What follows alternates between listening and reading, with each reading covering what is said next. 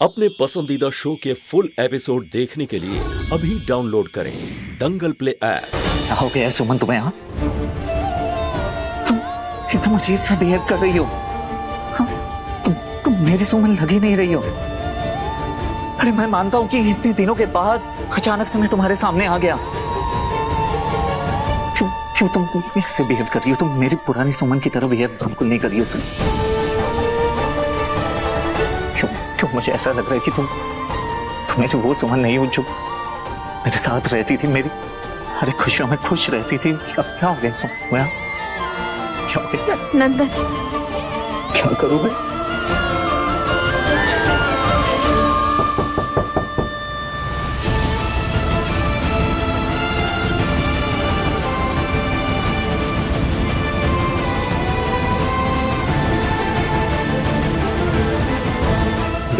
दिव्या, आप यहाँ।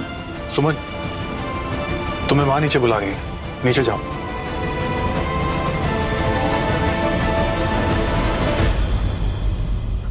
आपको यहाँ आने की क्या जरूरत थी?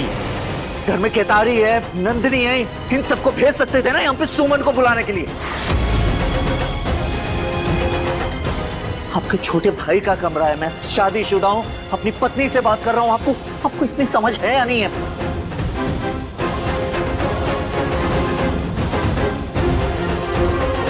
सॉरी नंद।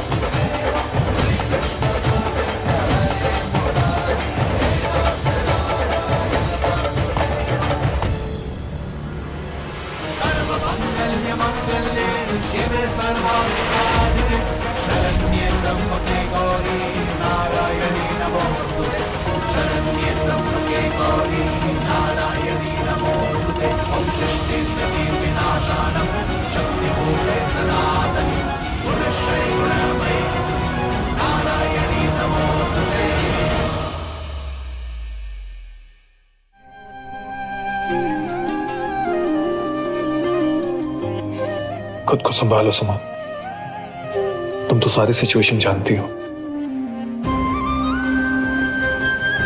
खुद को कैसे संभाले अंशुमन जी? हमने आज से पहले खुद को इतना असहाय कभी महसूस नहीं किया। जब एक लड़की किसी को अपना सब कुछ मान लेती है तो फिर उसके लिए पतिव्रता से बढ़कर और कुछ भी नहीं होता। एक ऐसी स्थिति में एक औरत के दिल में क्या चल रहा होता है ये आप नहीं समझ सकते अंशुमन जी। हम क्या महसूस कर रहे हैं वो हम आपको समझा भी नहीं सकते। शायद तुम ठीक कह रही हो सुमन, लेकिन इस वक्त हमें धैर्य से काम लेना होगा। मैंने तुमसे वादा किया है सुमन, मैं हर सिचुएशन में तुम्हारा साथ दूंगा और ये सिचुएशन भी हम मिलकर हैंडल कर लेंगे। अंशुमन जी, ये सिचुएशन हम मिलकर हैंडल कर लेंगे, लेकिन कैसे? हर बार परिस्थिति हमें नंदन के साथ अकेला खड़ा कर देती है और नंदन भी कुछ समझने को तैयार नहीं है। हमारे हाथ से सब छूटता जा रहा है अंशुमन जी, हमें कुछ समझ में नहीं आ रहा है। नंदन भी कुछ समझने को तैयार नहीं, कुछ सुनने को तैयार नहीं है। हम समुंदर में आने वाले तूफान के उस किनारे खड़े हैं जहाँ हम खुद नहीं जानते कि हम क्या कर बैठेंगे। या तो हम नंदन पर चिल्ला देंगे या उसे सब कुछ सच बता देंगे, ये भी बता देंगे कि ये सब हम सिर्फ उसके तबीयत खराब होने के कारण कर रहे हैं। अंशुमन जी, आपको पता है जब भी हम नंदन के साथ अकेले होते हैं तो कुछ भी होने की संभावना होती है। कुछ भी, और हम नहीं कर पाएंगे, वो हमसे नहीं हो पाएगा। सुमन, मेरी बात सुन।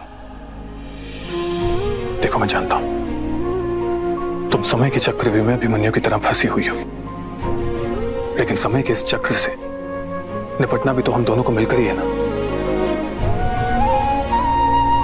हमने परिवार को सब कुछ बताने का फैसला लिया था, पर तुमने देखा ना सारी सिचुएशन कैसे बदल गई।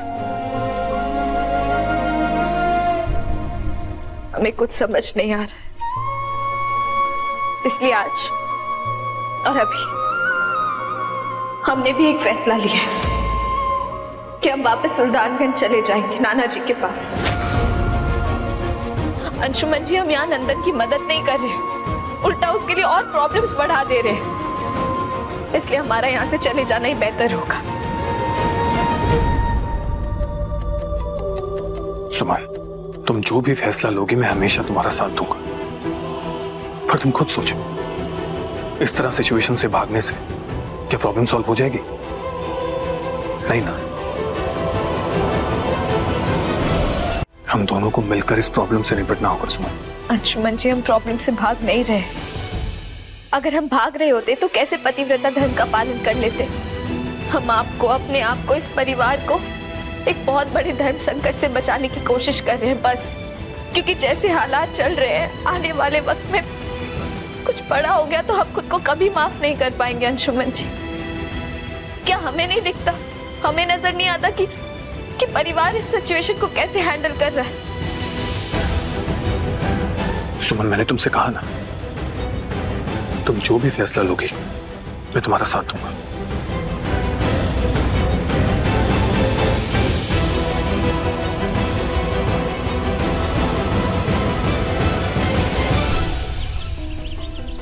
नहीं माँ, बिल्कुल नहीं हो सकता ये। ठीक है, मैं मानता हूं कि मैंने तुमसे वादा किया था कि मैं तुम्हारे हर फैसले में तुम्हारा साथ दूंगा, लेकिन इस बात के लिए मैं तुम्हारा साथ नहीं दूंगा सुमन, ओके? इस समय सबसे ज्यादा मुझे तुम्हारी जरूरत है, समझो? नंदन, तुम सिर्फ अपने बारे में सोच रहे हो। हाँ ठीक है, मैं अपने बारे में सोच रहा हूँ, ये समझ लो कि मैं सेल्फिश हो गया हूँ, लेकिन इस समय मुझे तुम्हारी जरूरत है सुमन, ओके? तुम्हें कहीं नहीं जाने दे सकता, ओके? प्लीज समझो मेरी बात, ओके? नंदन, सुमन हम सबके बारे में कितना सोचती, कितना करती है, तो क्या हमें उसके बारे में नहीं सोचना चाहिए?